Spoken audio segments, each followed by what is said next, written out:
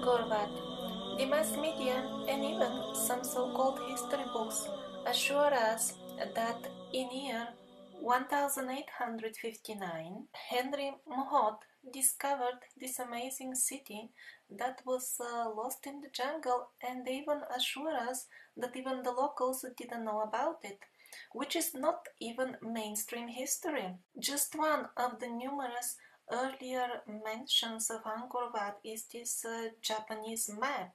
There was even a Japanese settlement at that time in Angkor Wat, and that is year 1635. Japanese inscriptions are found also on the walls of Angkor Wat. I could not find any photos in the text where they were referring to them, but in any case, this is another old photo of Angkor Wat with Japanese writing. Here is another proof of well-developed international relations. This is on the wall of Angkor Wat. This man is wearing a Scythian hat. Khmer people definitely didn't wear Scythian fashion, nor were they famous for riding horses. So this really looks like a depiction of a Scythian, a foreigner, on the walls of the Khmer temple. The building techniques used in Angkor Wat were not just local to the so-called Khmer Empire, they were international. Standards for the culture of the survivors, just look at the clamps found in Bumopunku and in Egypt. They are very, very similar to the Khmer clamps. Moreover, all over the megalithic stones of the Khmers, there are quite deep and regular drills. Mainstream history conveniently forgets to discuss this point, and in general there are many uncomfortable questions related with these holes. For example, how come the very same holes are all over the megalithic structures of Egypt as well?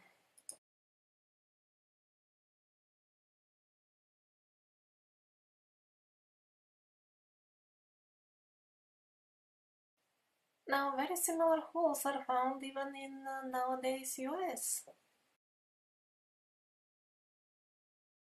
Same holes in Berberikon, Bulgaria. Same holes all over the megaliths of South America. Now, the technique of making stone sculptures in Cambodia was actually to make them out of cement. Or maybe even the word geopolymer would be more appropriate. And the very same technique was well known and used in Europe. And if you found the previous photo to be too simple, well, here are even figures, statues made of material that has been plastered on the brickwork.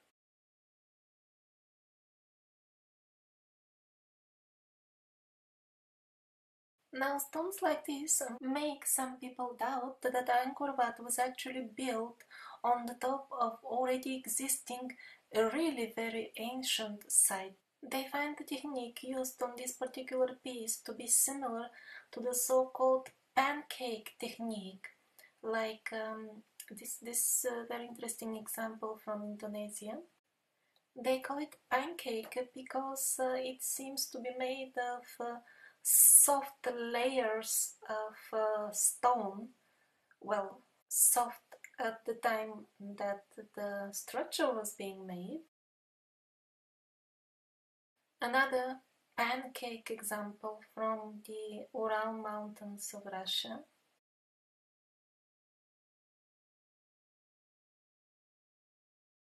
And who knows, maybe yet another pancake example from Japan. It's difficult to judge just from photos, but some similarity is there. This is the Kokher Pyramid of Cambodia. These are Mayan pyramids. On the right is the Khmer Pyramid, and on the left the American pyramids. The similarity is obvious, and yet we are offered to believe that these cultures had nothing to do with each other. Well, we cannot say for sure when was Angkor Wat founded, but we can say for sure that the culture that created it ended much later than the mainstream history is trying to convince us. This drawing dates back to colonial times. People were still living within the tradition that created Angkor Wat. It was not a discovered ancient city. It was a place where people still lived and kept and respected the knowledge of those who built the amazing megaliths of the Khmer culture, which we cannot even replicate today. Yes, exactly, we cannot replicate them because the volume and mass of those millions of tons of stone used in the construction of the full complex of Angkor Wat is much greater than that of the Great Pyramid in Giza. And those who have watched my videos on the ancient advanced buildings, materials and techniques are familiar with the ridiculous modern attempts to make even smaller copy of the pyramid. Well, these are some wooden doors from Angkor Wat. If they were indeed so many centuries old, as mainstream history tries to assure us, they would have rotten long ago. It is out of question for them to survive out in the open in the moist jungle climate. Another old photo from Angkor Wat. Again, we see wooden elements and they are in relatively good condition. An interesting parallel between Cambodia and Egypt gives us a good idea about the scale of construction that was going on in ancient Khmer. The entire city of Angkor used far greater amounts of stone than all the Egyptian pyramids combined and occupied an area significantly greater than modern-day Paris. Unlike the Egyptian pyramids, which use limestone quarried barely half a kilometer away all the time, the entire city of Angkor was built with sandstone quarried 40 kilometers or more away. And of course, the mainstream version continues that primitive people using only simple manual tools built all these stone wonders. As usual, they tried to perpetuate the myth that the kings had unlimited slaves at their disposal, so workforce was not a problem. Well, first of all, in the Khmer kingdom, which was part of the Vedic culture and of the culture of the survivors, there were no slaves. Unlike nowadays, people were free. People owned the land they are born on and its riches. The taxes were much lower, and people were not artificially placed in the vicious circle of eternal debt. More details in the books of Chanakya Pandit on the economy and politics in Vedic times. But for those of you who still believe that the kings had unlimited work power at their disposal for free, let's have a look at the records of the number of population of Cambodia. First of all, we are being told that the population is steadily decreasing as we go back in time, so let's believe that, after all, we are recreating the mainstream theory of who built these stone wonders. So what we see is the oldest record of somewhat less than 1 million of population, and let's take that number when we are gonna make our calculations. So again, according to official records, 1000 years ago, let's say, when supposedly these structures were built, the population must have been much less than the number that we are gonna use. We divide that number in two because most likely it was only the men who were doing stonemasonry, and we get as a result 445,000. Now, since a lot of these men are actually children and old people, we'll need it to divide it in two again because, again, according to official sources like Wikipedia, only half of the male population are fit for work. The result is 222,500. We haven't even reached to the details of the very construction, and the myth of the endless slaves is evaporizing so fast that all I can see is a bit of mist in the air, but let's go to the actual construction details. This is how a dismantled Khmer building looks like. The black part is the visible one, the one that has got suntan, so to say, and the white one Actually, this building has been recently dismantled for restoration purposes and is not yet eroded or burned from the sun. And it gives a very good idea of how the Khmer buildings look inside actually. What are their building blocks? They are perfectly polished. Also the holes are a mystery. How were they made and why are they there? Doesn't fit any of the mainstream theories about the Khmer buildings.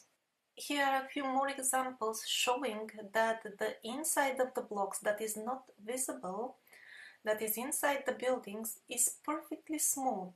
Not only it is smooth, but sometimes it forms a complex surface that fits precisely with the next stone next to it. This is one of the best photos. Just look at it. On the top where it is and eroded, it really looks like stone, but on the inside it's like pure cement looks, as if cast out of cement. Now these perfectly polished surfaces inside are actually a very, very big problem for the mainstream historians who are trying to convince us that all this was built with primitive tools and primitive technology. And here is why. Cutting and carving stone with very simple tools is certainly possible. But if we start talking about polishing it to perfection with simple tools, then we talk about a completely different thing. I couldn't even find a demo of anything similar to that done with simple tools. Semi-polishing is also possible with simple tools, although it takes a hell of a lot of time. But when we talk about perfect polishing with simple tools, then the situation gets very complicated. Well, how complicated? Actually, to make a single stone, just to polish it on the sides that nobody sees, that are inside the building, for that you will need a small team of men to work on it 1 month. Well, that's the estimated time, estimated by stonemasons and not by me. I'm not a stonemason. I haven't made up this estimate by myself. So let's get back to our calculations of number of workers. We divide the number of available men by 10 and we receive the number 22,250 groups of men available for work. Next, we assume that they never had a holiday and worked 12 months per year, so we multiply that number 12 times. And so we find out that our teams can manufacture 267,000 pieces per year. That is the full male working population of Cambodia, only polishing stone and not doing nothing else throughout their lives. So with the approximate speed of 267 stones per year, maybe the full male population of Cambodia could polish the stones for this pyramid. The number of stones is, sorry, I could not count it precisely, but I tried to do some counting from pictures, and approximately that's what it boils down to. I know that the result looks too unusual, but what can I do? It's all because of this internal polishing. That is the time-consuming factor. I don't even include all the intricate stone carvings in this calculation. So if they can polish such a relatively small amount of stone per year, then how is it possible that they have built all the vast complex? I mean, it's not just this Angkor Wat that we know from the photos. It's a vast complex of temples. Now this you see Angkor Tomb. This is huge. There are just millions of stone blocks, not just thousands, many millions of them. We are being assured that they were built mainly within 3-4 centuries. But that's not enough with this speed of polishing to even polish the stones for the buildings. What to speak of transporting the material? According to some, that was a 90 kilometers journey, 90. Or what about the incomprehensible amount of absolutely fine stone carvings? That is highly skilled and very slow work. Just look at the amount of tiny, minute and perfect details. It's just beyond imagination how much time this would have taken if indeed it was done with simple tools. And if all men were polishing stone for the kings, then who built all the man-made lakes in the region? That is also unimaginable amount of work if we talk about primitive technology only. Some of these lakes are 7 kilometers long. And here is one more photo that makes the full scenario of torturing oneself by polishing to perfection the sides of the rocks that nobody would see look even more ridiculous. Here they have a perfectly polished block inside the wall, and on the top they have placed another layer of some sort of plastering material to make it look rough. Moreover, this grey block inside looks so much as if it is cast out of cement. There is another very serious problem with the mainstream scenario of these stones first being quarried and then cut, polished and carved by stone masons using simple tools.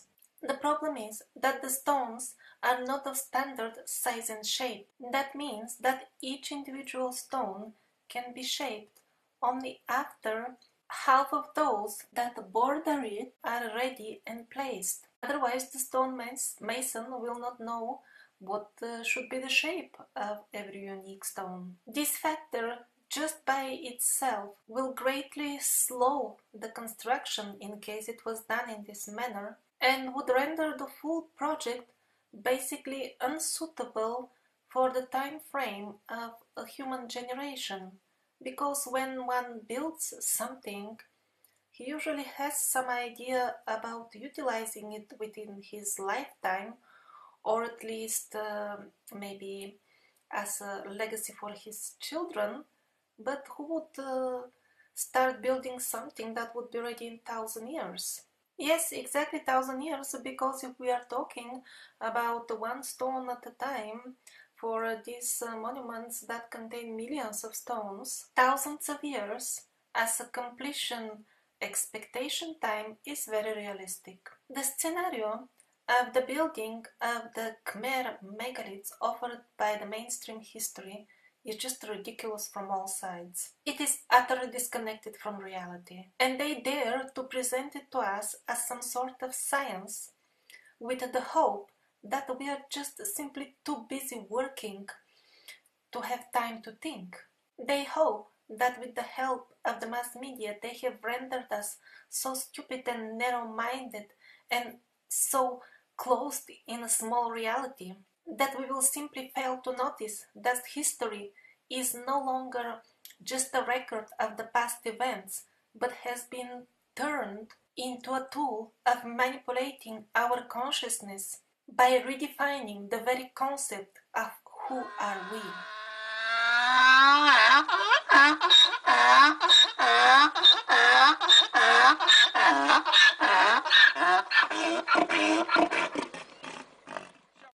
Next, I'm gonna suggest a much more reasonable and logical scenario of how these megaliths were built, but it won't be a complete one. Because to be honest, we have no clue what kind of technology did they have at their disposal.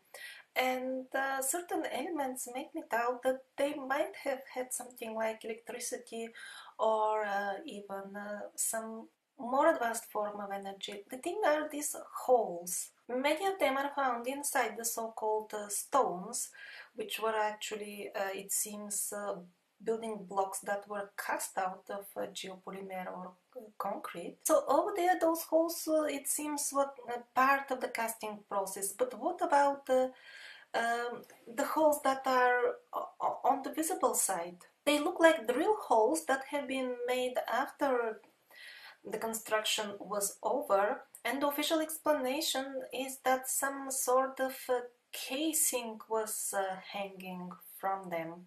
Okay, gold plates would disappear with time, very quickly actually, and curtains would disappear as well, so no wonder they are no longer there. But look at the places that these holes are on. If they were about to put a solid gold sheet in front of it, they wouldn't make the carving behind it to start with.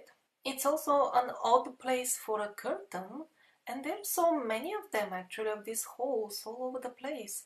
I would agree that they would be an odd place for a cable as well, not very aesthetic looking, but still, why there are no remains of the equipment or the things that was inserted in these holes? It wasn't only gold sheets hanging off these holes for sure, because of their location. So I just wonder what else precious or valuable could have been placed or hanging from over there. Interesting, because like the wooden doors are also attached in a similar way to the walls, but they're still there because they're not interesting, they're not valuable. Maybe the interesting stuff that was being hanged on those drill holes was some sort of lightning or other high-tech equipment that was of course taken away for security reasons during colonial times.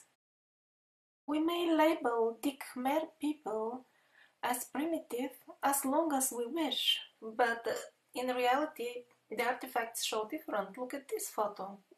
What they cast centuries ago is still in good shape, and the work of us, the advanced ones, the restoration, has fallen apart in just a couple of decades.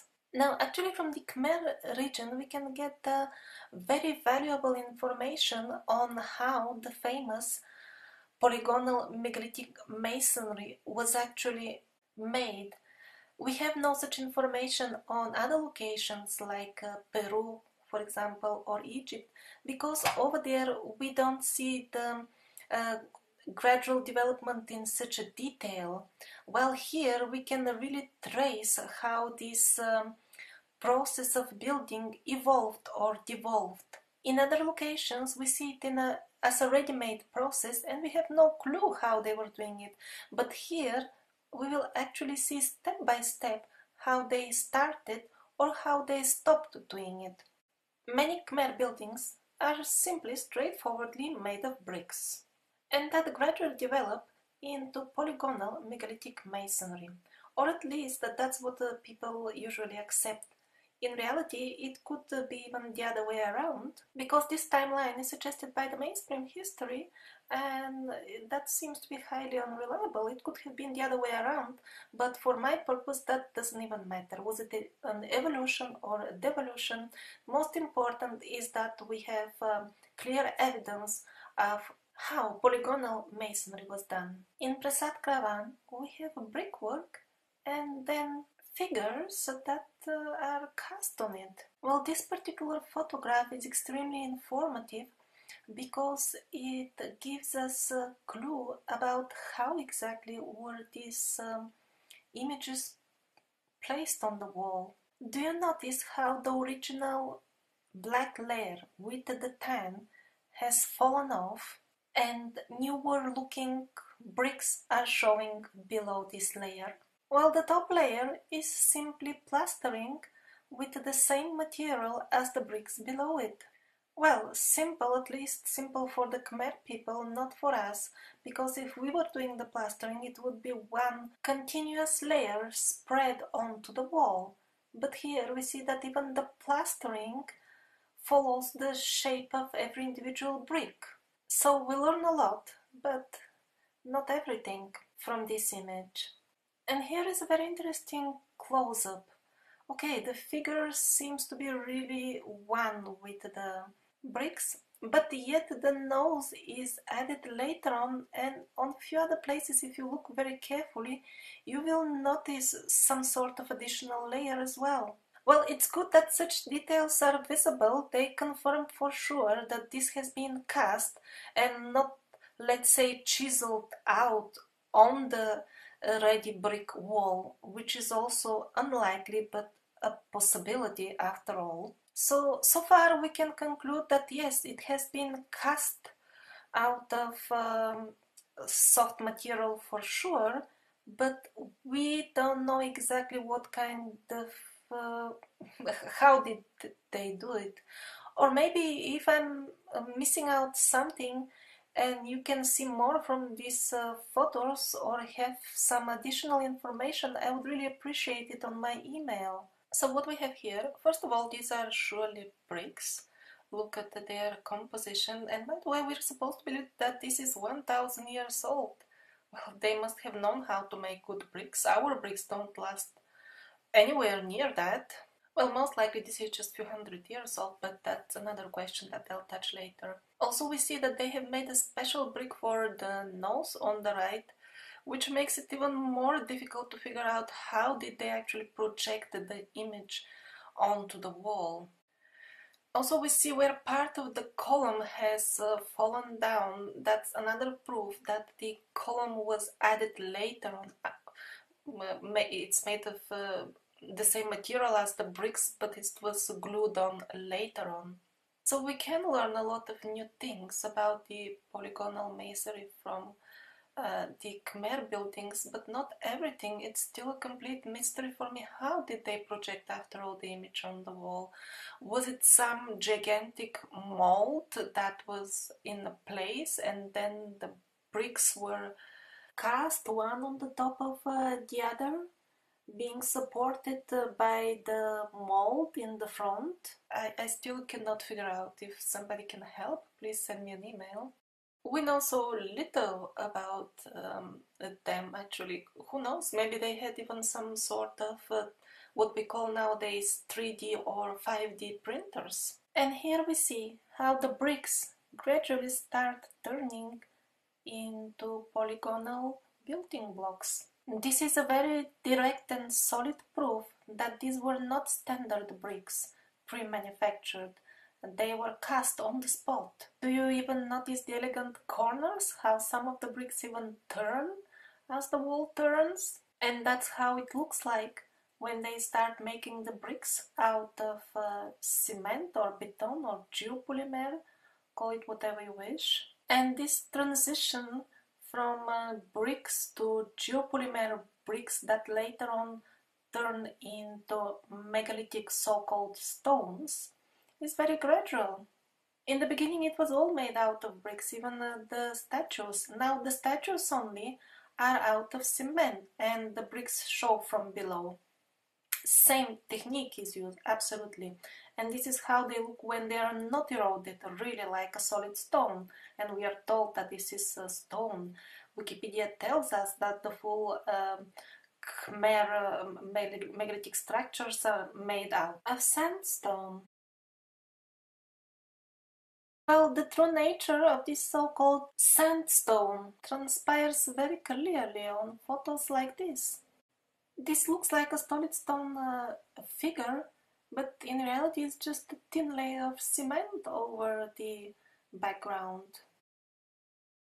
Here again, the bricks are clearly visible below the so-called stone, which is nothing else but a cement casing on the top. Same here. Bricks are clearly visible below the so-called stone, which is a very thin layer.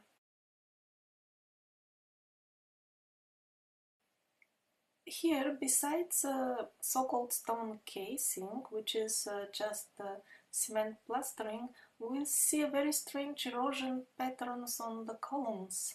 Those of you who have some building experience will agree that natural stone doesn't erode in this fashion, and it is exactly things that are cast out of cement that tend to fall apart in this exact same way. And at this point we see how the bricks become bigger and bigger. They're still reddish, but they almost start looking like stones.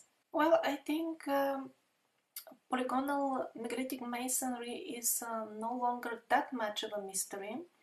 At least we know how they reached there. Hopefully soon we'll figure out also how they did the casting, what kind of molds did they use to get such nice results. Again and again, here you see on the left side how they gradually go away from the bricks. The bricks become bigger, they start looking like stones. First they start covering them with a thin plastering of cement, and what happens later on is they even start putting two rows. The back one is of huge bricks and the front one is of cement blocks. It wasn't primitive people smoothing the inside of the stones like crazy forever all their lives. Not at all, they are so smooth because these are simply concrete casts. This is also an interesting one that must have happened somewhere on the transition between bricks and stone. So on the outside it looks like stone, but the inside, when we see the composition, it's not natural stone-like. As they mastered the process more and more, here we see all the bricks are now cast of geopolymer or cement. There is nothing red anymore. Also, the building blocks are getting bigger and bigger, but the technology of sculpting, or barely I can call it carving, of casting, of making these figures seems to remain the same as it was in brick time. Here is an example. Here we see a small piece of the border has fallen off, and the way it fell down proves that it was an additional layer, probably a wet plastering over the initial huge building block. And many more examples of this are available, like the borders when they fall down. It becomes clear that they were separate at one point. They were not part of the original block.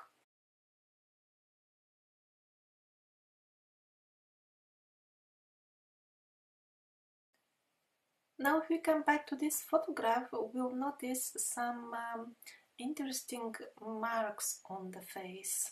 They really don't seem to be part of the art of the sculpture, so maybe they will help us decipher how did they do the casting, how did they make these amazing molds or whatever technology they used. Well, those of you who do remote viewing and things like that, or are good in thinking, maybe we can figure it out together. I haven't managed yet to do that so far. I'm not the first one to suggest that it was all cast. Unfortunately, the proponents of the casting theory didn't give much thinking on how the art was produced on the top.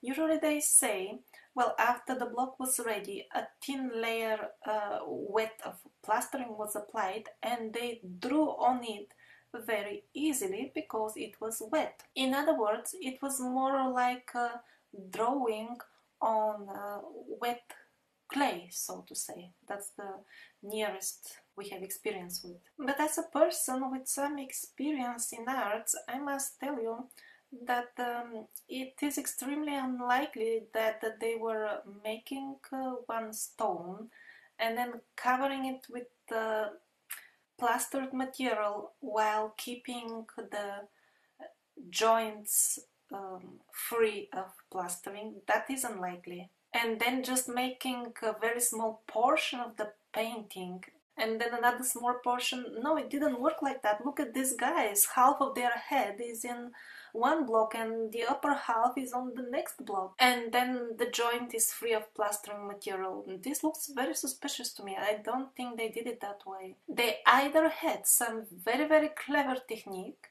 clever and simple, or they had some advanced technology like 3D printers, 5D printers, things like that. Well, what about stones made soft? I mean, real stones softened by herbs or by mantras or by chemical reaction or anything else doesn't seem to have been happening in the Khmer region, maybe in some other parts. Well, it could have been used, but if you just look at these blocks, their very image is like one of cement. It doesn't look like the sandstone that Wikipedia is preaching to us. Moreover, when we look at the particular corners that are being formed after the casting, they're very typical for a wet mixture. So I would say in the Khmer region, melting stones unlikely. In other regions, possible.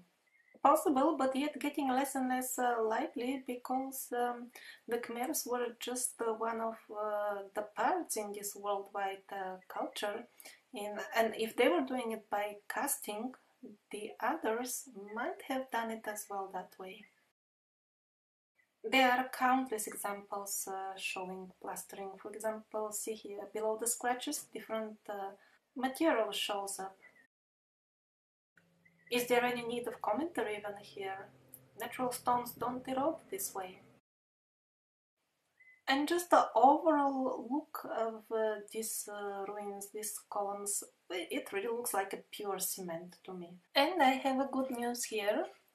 Probably the original recipes for the mixture that they were using to cast megaliths are not lost, but have survived till nowadays, because actually the time when some of the megaliths, or maybe even all, were made was not long ago and was within, let's say, the last 1,000 years. Most likely. That the generalization of 1,000 years wouldn't refer to places like Tanah Lot in Indonesia that I showed somewhat earlier, or the megaliths of Ural. Those are obviously much older.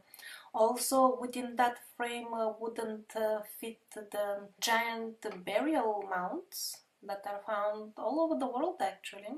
The most famous megaliths are designed for people of our size and most likely were built in a very recent past, within the last 1,000 or maybe 2,000 years. So some of the recipes have survived and can be found in a book, unfortunately in Russian language, that is found in the list of links under number 19. Later on in the Survivor series it will become clear that there is solid evidence that casting beautiful things out of geopolymer was taking place some 200 years ago in Russia, so there is no wonder that in this somewhat old book we can find some recipes. I have not tried them myself, I'm not so good when it comes to construction work, but if some of you want to try, they can maybe use some online translator for the text, and if there are some very difficult words, I could help with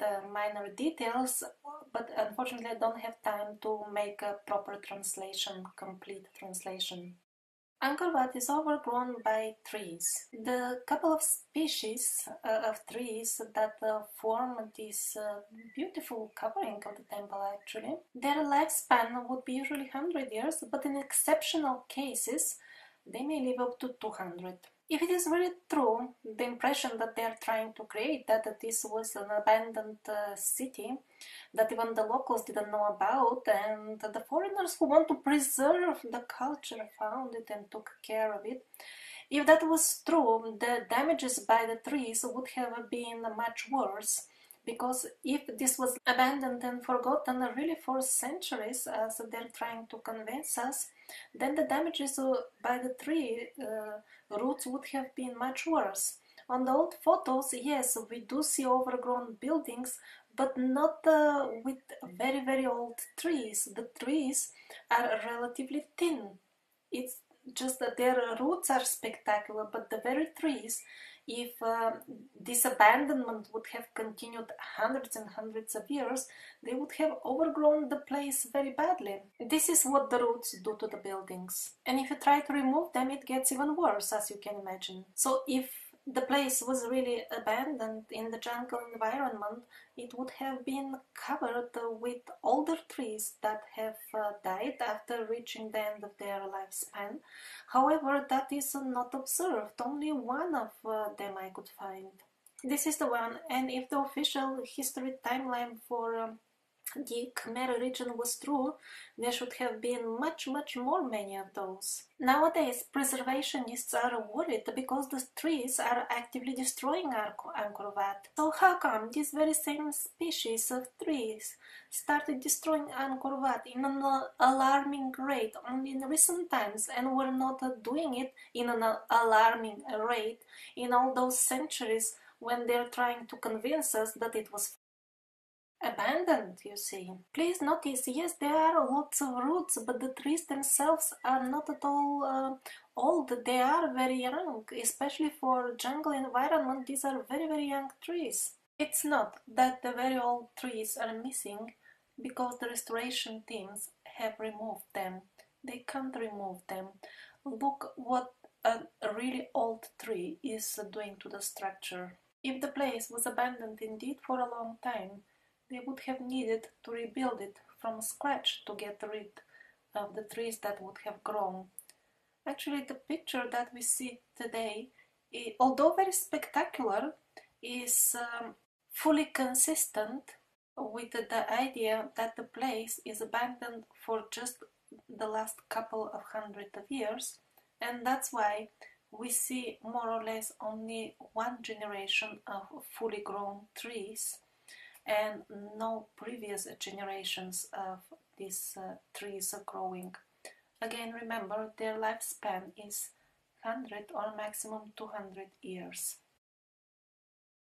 So this full story with the alarming rate of destruction by the trees in Angkor Wat is very uncomfortable for the mainstream timeline of history of the Khmer region, and that is why they made an explanation. The explanation is that the trees that were previously supporting the amazing temple have now started destroying it. Really, I'm not changing anything. This is really a scientific opinion. The trees were previously supporting the temple. How is that possible? I'm really quite perplexed by such statements. How the trees are supporting this structure? Supporting it? Well, strange. Very strange. I find much more honest the history as it is presented by the new chronology. Look at this girl. Her outfit is identical with that of the apsaras that are carved on her both sides. In other words, till very recent times, the Khmer people were the guardian of the knowledge that the people who built the megaliths had.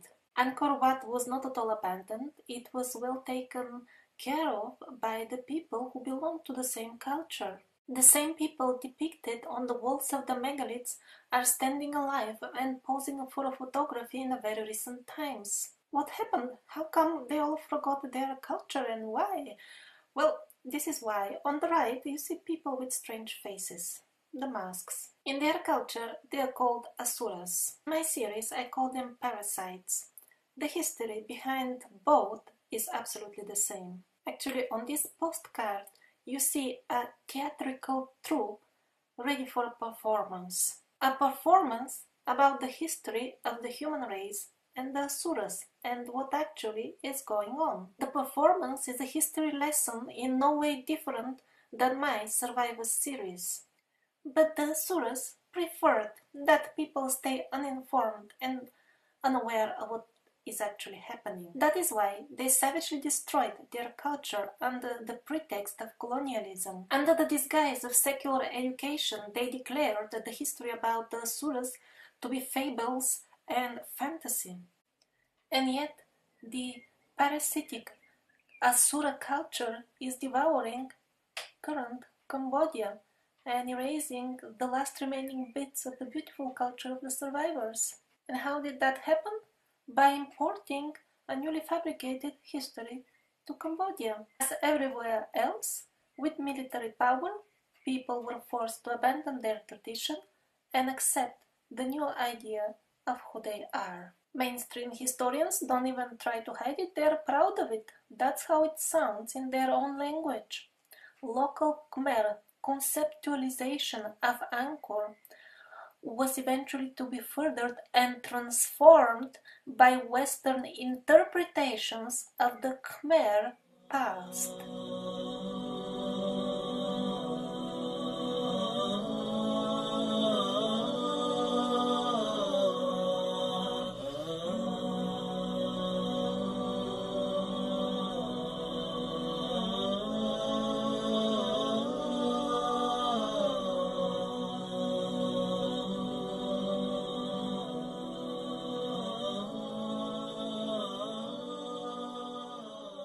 Let's go to the Republic of Myanmar, previously known as Burma. The magical valley of Baganu is full of countless temples.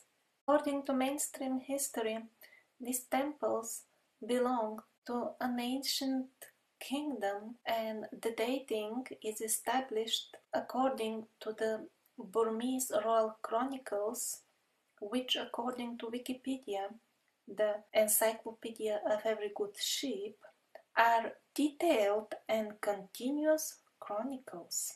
In reality, we don't need to even look for any alternative sources. If we read the very page of Wikipedia below, we'll understand what kind of detailed continuous chronicles is Wikipedia referring to. These are quotes from the same page below. First quote: the majority of the chronicles did not survive the country's numerous war. Next quote: the chronicles provide little information about the general situation of the kingdom. Next quote: nor were they written from a historical perspective, but rather to provide legitimation according to religious criteria. Next quote: many of the chronicles are yet to be studied. Means they haven't even read them.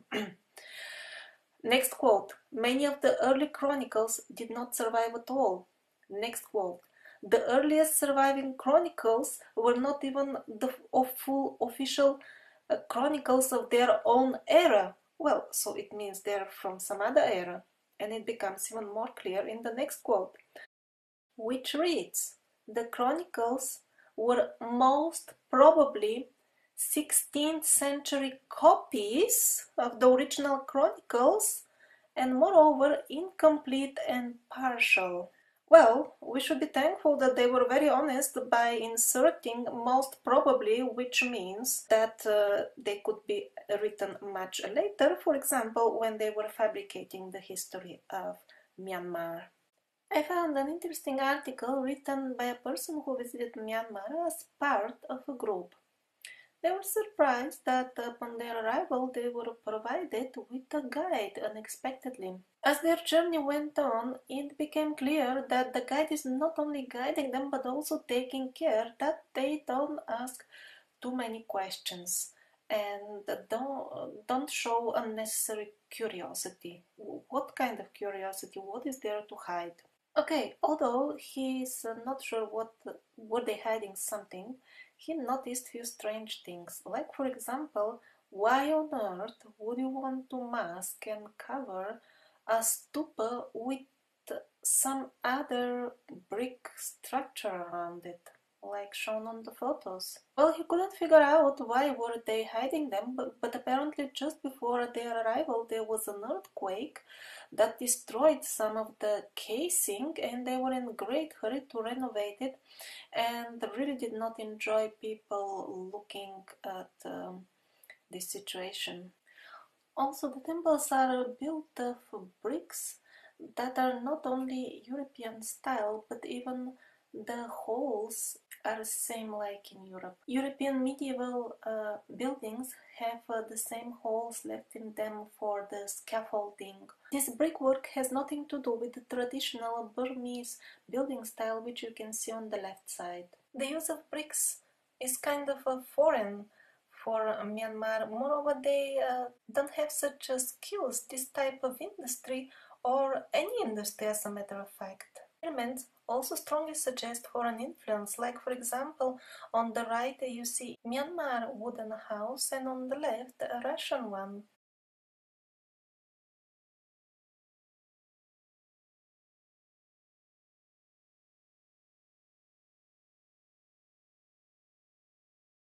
And now on the left is a house with wooden elements very similar, but this time from Brazil. Now on the right are buildings from Myanmar and on the left buildings from Indonesia. They very obviously belong to the same culture. All of the so-called stone carvings in Myanmar are actually cement plastering on the top of the bricks.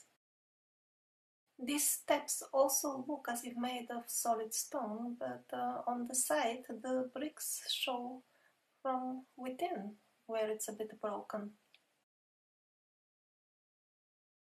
Here as well, the bricks show below under the thin layer of cement. Now, on the right is Myanmar, and on the left is European. Absolutely identical technique has been used. Plastering on the top and imitating stone carving.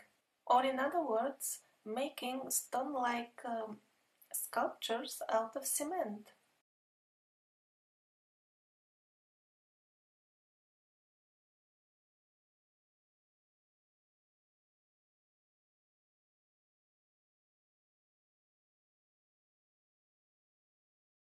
And it's not just the building techniques.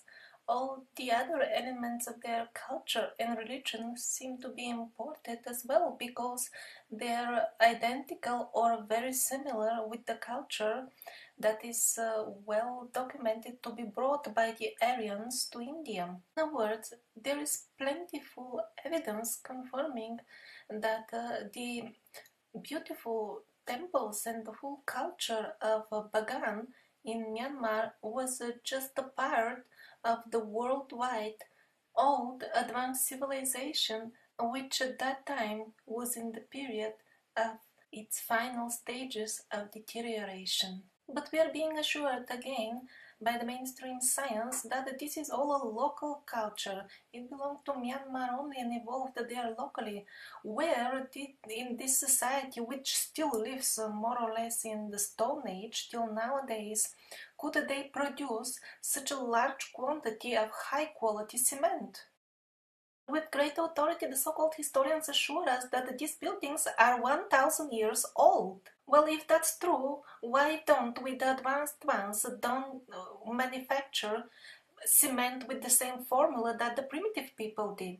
The cement industry nowadays is responsible for some 10% of the world's pollution. We could reduce the pollution so drastically and have cement that lasts 10 times more. Look at these buildings. This is from Japan, built some 100 years ago. These blocks of flats were built for the senior managers of the Mitsubishi company. They use the best cement we manufacture, and look at that after 100 years. Many people raise this very valid question on various forums on the internet, and I haven't seen even one sensible answer to it. But most likely they were not built 1,000 years ago, but much later, probably a few hundred years ago, and here is why.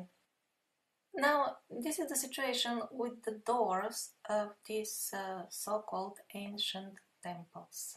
Those of you who have seen old building falling apart will very easily figure out that the deterioration of this wooden door is fully consistent with the overall deterioration of the cement and the buildings, the brick buildings outside. And it really doesn't look like that these wooden and iron parts were added later on during restoration.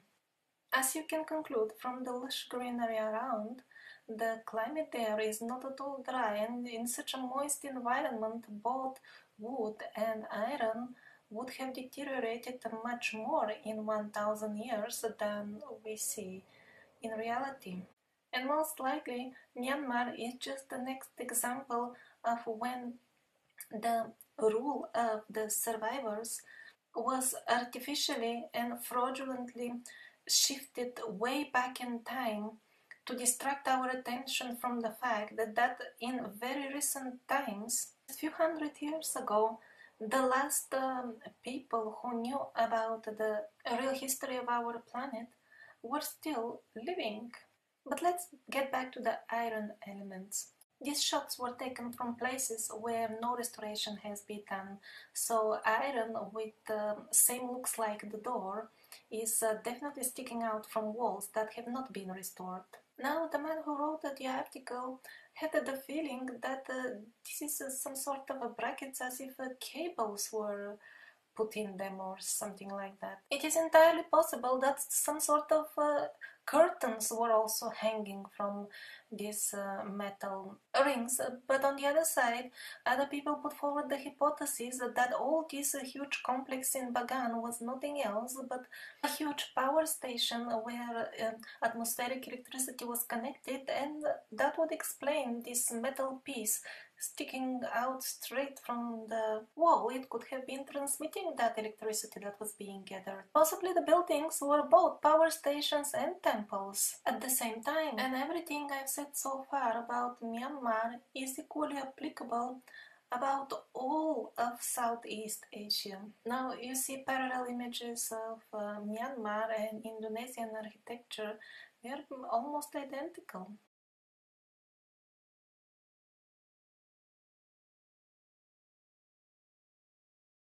In case there was some equipment attached to these metal hooks in the temples, most likely it disappeared when in 1886 when the European military colonial forces took down one more region of the culture of the survivors, Myanmar, and this was the last king.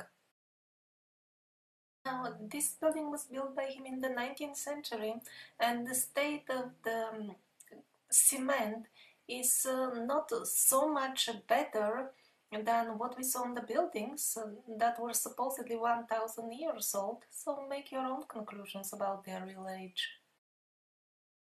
Since the takeover, the citizens of Myanmar no longer own the riches of their own land. It belongs to international corporations, and the beautiful culture of the survivors is replaced by the ugly parasitic reality.